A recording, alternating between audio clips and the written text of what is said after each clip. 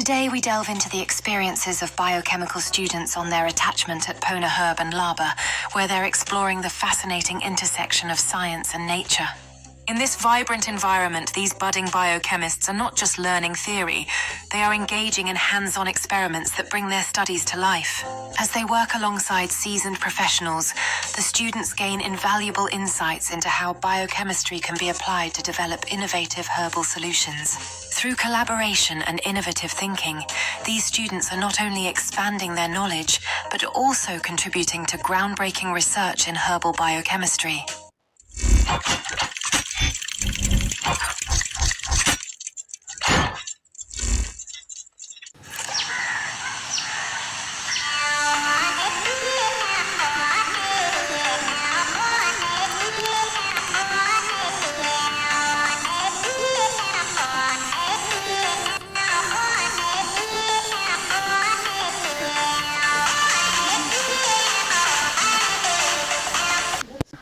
My name is Dr. Amos Lewa Mavita.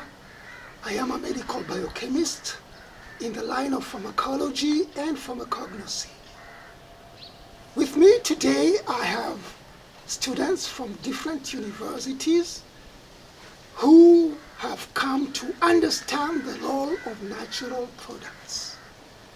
Africa is endowed with many natural resources. And part of that resource is the scientific team. So we have a number of biomedical scientists, and in this case, this resource is what we must develop so that Africa can be relieved. We are able, therefore, to make our own medicines. We are able to cure ourselves, we are able to teach ourselves, and that's how Africa will grow. Welcome to today's podcast. I'm Rami Raymond Otieno from Chuka University, a biochemist student, and I'm a certified nanotechnology participant from the Pona University and Uganda schools.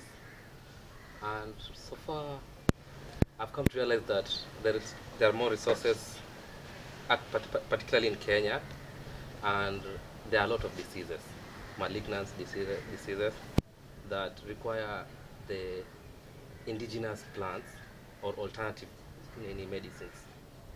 So for the case of, my interest is in Alzheimer's disease, and there are no curative drugs that can tackle the disease effectively than the indigenous plants that I've so far come to learn about.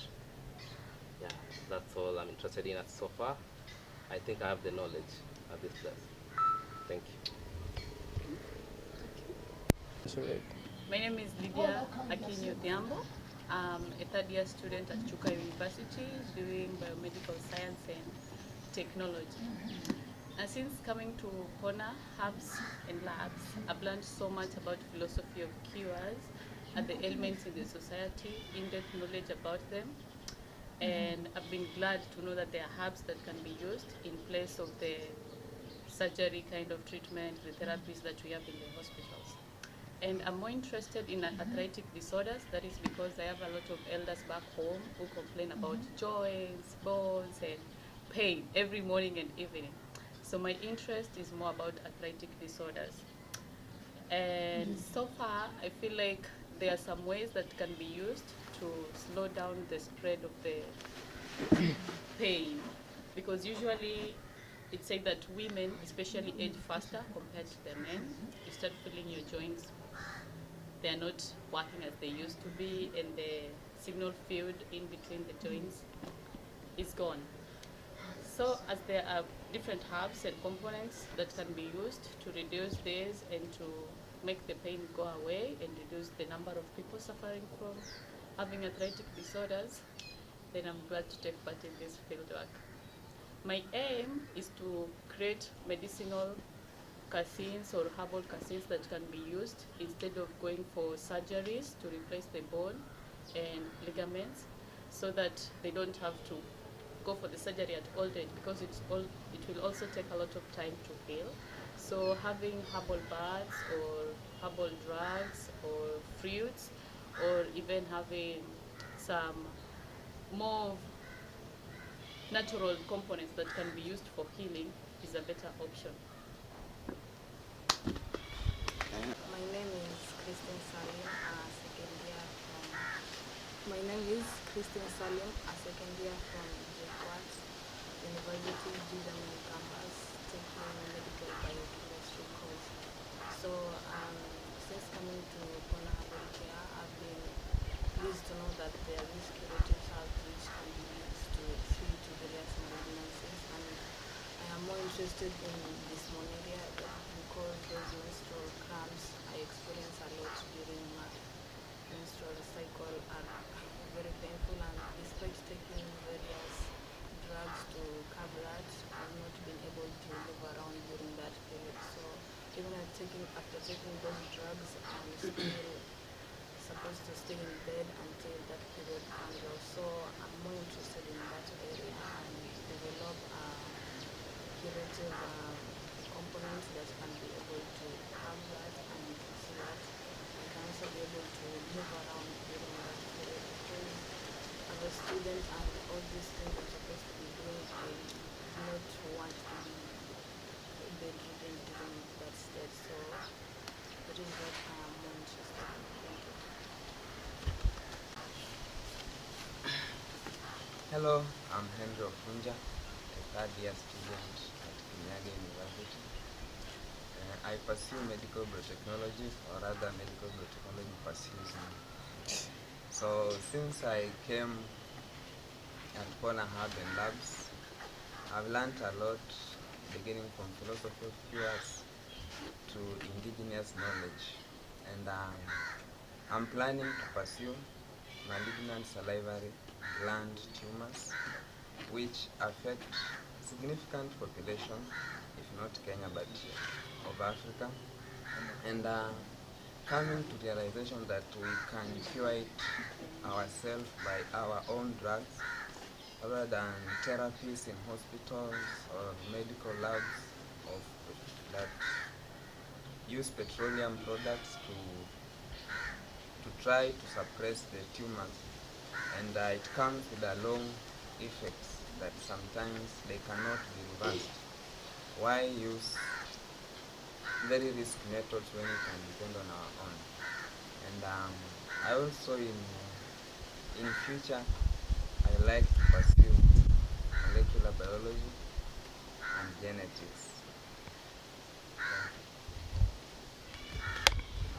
Okay, my name is Laban Fula from Kirinyaga University.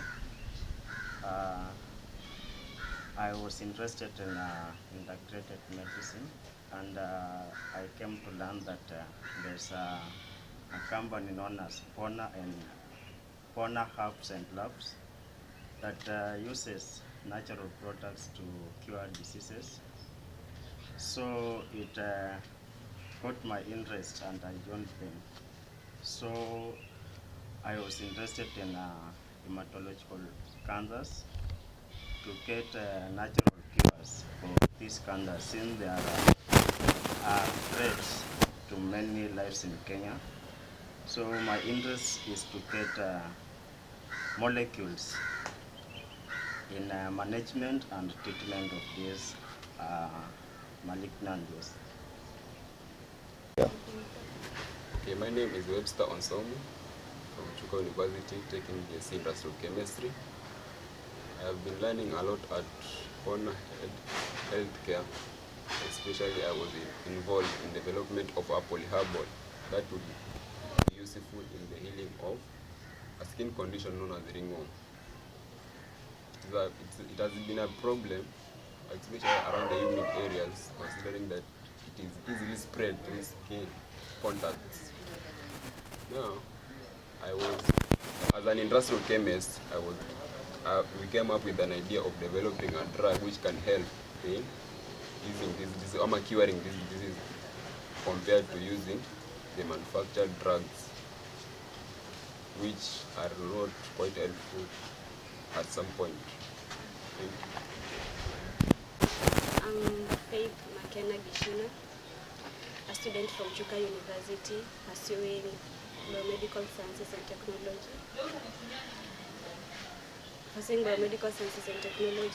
So far what I've learned from Pona Herbal Healthcare is that there are remedies in which one can use the herbal plants to cure some of the most disturbing diseases we have, especially in Africa, and that there is a difference between the herbal medicine and the conventional therapies that are mostly used in the hospitals. Since the conventional therapies, they usually focus on a single dose, which can also lead to side effects which are long term. But when it comes to the herbal medicinal plants, they give not only cure, but they also prevent one from having long-term side effects which could cause serious conditions in the future. And my main interest has been endometriosis. This is a chronic estrogen-dependent disease which is characterized by the growth of endometrial-like tissues in parts of the body outside the uterus. And it's such a concern because it causes conditions like dysmenorrhea or even infertility to women. And I believe that even though there are the conventional and hormonal practices that have been used to cure the disease, they still lead to long-term side effects, where that when a person has been diagnosed with the disease and they undergo these conventional therapies, you find that in the long term they still experience some of this, like it's not cured effectively. So I believe that with the use of indigenous plants and the knowledge that one has, I can formulate a drug that can not only prevent the growth of these endometrial-like tissues in other parts, but can also be effective and cannot lead to the growth of such tissues. Each year, a number of universities, especially biomedical science students, roll out of the universities after having learned the 4 years process. Yet when they go out there, they do not find opportunities, they don't find employment, and some others go to diverse, totally different programs not related to the sciences that we teach. Is it a problem of our curriculum, or is it a problem with our government? Where do we start when it comes to these kinds of infections? So in our curriculum, we should be taught about the problems that our communities have, and then it's us to come up with the ways, not just earning higher salaries. Wow, thank you. I have an insight. So far we've kept on blaming the two main structures, the universities and the government. But also I think that also as scholars, we lack something. Like for instance, okay, we know that a journey of 1,000 miles begins with a step and charity begins at home. So far, how many of you have told your parents what you are doing right now in this institute? Me? Have you told them that what drug you're supposed to make? Yes. In detail? Yes. In detail? Yes. Sure? Yes. Okay, that's good. But the rest you have not. So like, okay, you want the government to fund you, but also your parents also have to be supportive. Okay, at the moment, my parent, what I'm supposed to do. Okay? Actually, she told me about, I have to choose between Alzheimer's and arthritis. She told me that in UK, arthritis is a major factor, and also Alzheimer's. Alzheimer's also actually dementia, right? And she also told me that she's ready to support me after the attachment period. So like, what I'm trying to say is that we learn to tell our community that without educating them first, the bigger institutions will not help. Okay, saying let's say you made your product, you've gone outside there, who will be the first person for you to tell? The community, right? And when you tell your parents that, okay, I'm doing this, this and this will how it will help us, right? After doing that, he or she will tell other people that my son is doing this. Na hivyo tu ndo vile like nini yako it will grow, if it's business wise or let's say innovation wise, just like that. So in short, like, involve your family also. Once they support you, you never know which uncle of yours is in the government. Because actually we've been given that mentality that we need connections to make it. I have an argument.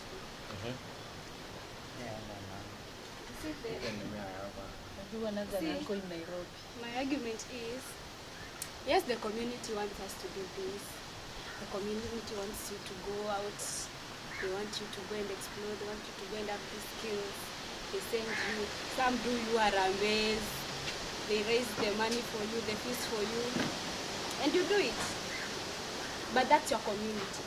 The problem is we don't support our own. We don't support our own. Let me ask you, ukienda kwa hospitali, especially these big hospitals, you will find that 80% of the employees there, they are Indians, they are the whites. The Africans, Africa, there are so many few Africans who are given the space to be doctors. And just like Dr. Joshua told us the other day, you are sick, you go to an hospital, and you are given to choose. You are given an Indian and your fellow Kenyan. And then you are told, between this one and this one, you are told to choose who you want to go and see. For that whatever. It's called consultation. Yeah, for the consultation. Let's be honest. You'll go to the Indian because you've been given that, it's like a demon that comes to you, like, you know, they are more better than us. That's the mentality. They are more better than us. So find that Africans, they don't support themselves. Like, you don't support your own. Let's say these herbals. A person has the information, they know how to make these drugs, and you find someone who say anatengeneza dawa poa by the way. They are making very good medicine. But then the mentality of urogi, witchcraft, which is associated with herbalists, does not give them that space to voice out what they really are good at. And so you find someone, they go, they prepare those medicine using those herbs, and then you find them on the streets with these small vibuyus, jerrycans. They are selling this, wanakimbiza, wanatembeza, but then they come to you, they tell you, I have this medicine. There are many people that have come across with, they sell for the tooth problems. And they tell you, I'm selling this. If you take it, it will be good for you.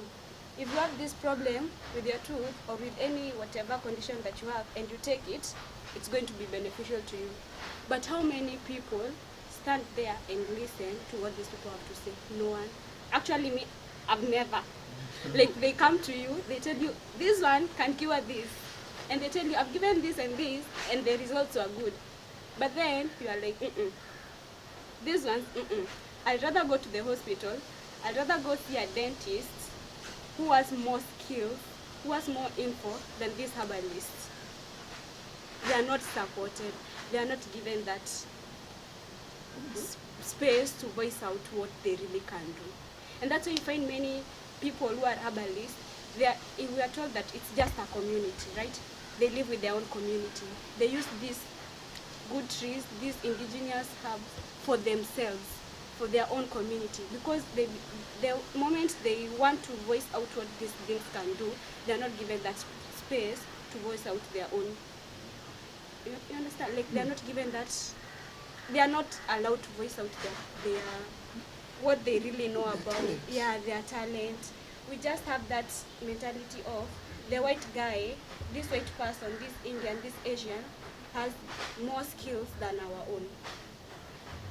Talking of skills, do you think as biomedical scientists in Kenya or in Africa, you can be able to solve community problems?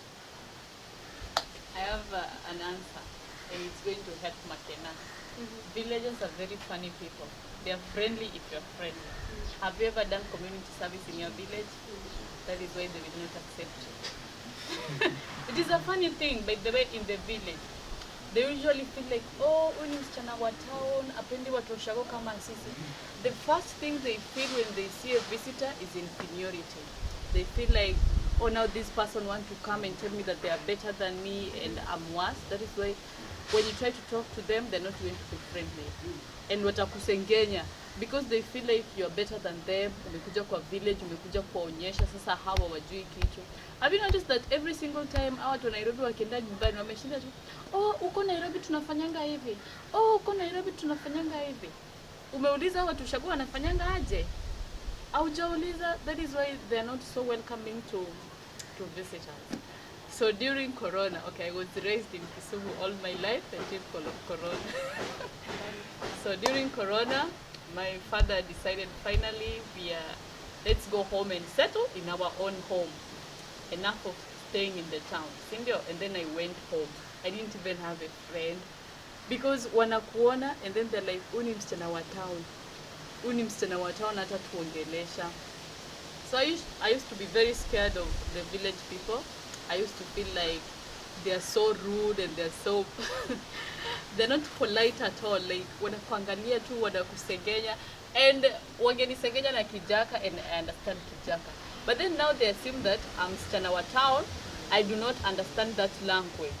And then they'd be like, oh, she's from the town and she wants to show us that we are not dressing properly. We don't know how to use oils and we don't know how to look good. We don't have phones. But then that was not really the thing. It's because it's the clash between the different environment you are in and the current environment that is in that place. So in my village, a lot of people are born there, raised there. They marry from that village and they die in that village. They have not even gone to Homa Bay all their life. And from Rusinga to Homa Bay is just 300 shillings. And they've never gone to Homa Bay. So it's a very small island and not many people prefer to stay there. So you'll find that a lot of rich people raise their children out of that village and then they just come home for visiting. So the people that are there are those people that really, really belong there. So the first time I tried talking to people, they were not so welcoming until I did a community service. So there is the community hospital in the village. Usually most of the doctors employed there, it's an international kind of hospital. Ilijengwa na some Europeans. Yeah. So most people working there are from Nairobi, from these other tribes. You'll find Luyas there, Wakikuyu. But then the Luos are so few. So these doctors have problems telling the patient that you're suffering from this, the translation. So they didn't have someone to really translate for this person in a more simpler language for her to understand that this is the cause of your illness. And then in Rusinga, a common thing that people suffer from is helminthic kind of diseases. Zile cysticercosis because of the lake and how dirty. They really don't know how to keep the water clean, technically. They bathe there, they drink that water, they wash clothes there. That lake is their life, and they fish there. So you want to tell this Shosho that you're suffering from cysticercosis, and she's like, even though Nini, like she feels like ata merogwa. She does not really understand what is happening with her. And then I went to intern there. So I told them, okay, I'm doing biomedical science, and I was the first year. I don't really know more about the diseases, but I can translate for you doctors. So I went there, and then this Shosho would come, and she's like, oh, wewe ni daktari, sijai kukuona daktari, wewe ni mdogo. Like she was so happy because she has never seen a very young girl working there as a helper or whatever. They know that girls, you finish high school, you get married, you give birth. That is all. They don't even like taking people to universities. They feel like msichana wangu nitampeleka university, ataenda olewe huko nje.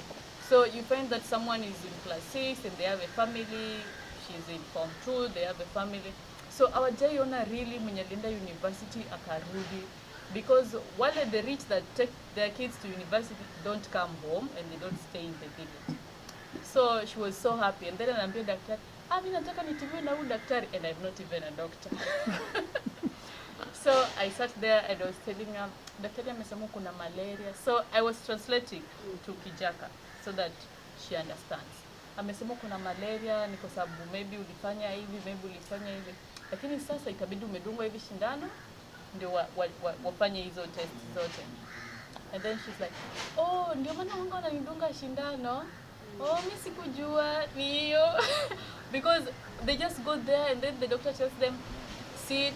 Like they try to use a lot of actions because otherwise really interact sana. And then we can realize now people were friendly to me, wananiongelesha. And then usually tungefanya like these talks in high schools. We tell them that other than high school, there is university. You don't have to stay in the village all your life. It's not about giving birth and starting a family. And now people will see my mother and like, oh, ule mama ule msichana alipeleka msichana wake university. So if you want community to support you, you have to give something to them. You have to show them that whatever you have gone through is really important. And they really love people. Wanakusupport sana. And then when you explain to them that sasa maji ukitoka kwa lake lazima uboil. Hata kama utaweka water guard lazima uboil kwanza. Ndio tumbo isikuume. And then ukifua uchafu, you don't throw them back into the water. And they're like, ndio maana maji imekuwa chafu. It's like they really didn't have someone to show them. So usually when I'm home, I really like saying that, huku Risinga ni kama tumekuwa colonized. It's a funny community. They don't like outsiders, and they really don't like it when someone from town comes and then they start showing people like, oh, me uko town tunafanyanga. They will not talk to you. They will not. They'll just look at you and like, anajifanya anajua sana kushinda. So even if you ask for directions, they will give you directions. Okay, thank you. And now, as biomedical scientists that are coming up from the different universities, what do you think should be your role in health care?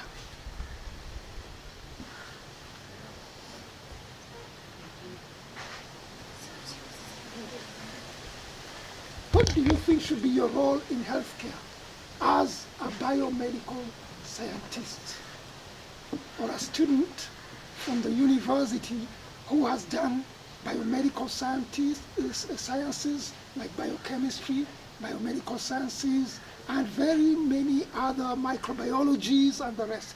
What should be your role as a scientist with the community? As a biochemist for my case, my role is to identify a problem, identify the cause of the problem, and come up with a solution. Like, for instance, this drug has not worked. I should be able to come up with an alternative drug. I should be in a position to tell what is really able to help someone that has had a consistent disease. That's my case. Okay, for me, the biomedical scientists with the partnership, in partnership with the other healthcare, they are majorly, they should be involved in innovation in that sector, because these biomedical scientists, they have knowledge of they have a variety of knowledge of which it can help in coming up with the new solutions to these diseases, starting from those genetic to all those infectious diseases. There's diseases, but the problem is that partnership. So if they partner with the other healthcare facilities, they can come up with better solutions to these diseases. Thank you very much. Biomedical science is different from a herbal practitioner, although there is also interdependence. A biomedical scientist will go out to the community, talk to a herbal practitioner, and be shown the people who have indigenous knowledge. The role of a biomedical scientist will be able to identify the curative herb or the herbal component that bears or carries the medicinal component. The biomedical scientist will bring that chemical into the laboratory in order to analyze it, identify the curative part, and develop medicines out of that from a scientific knowledge. That is why we have this team of biomedical scientists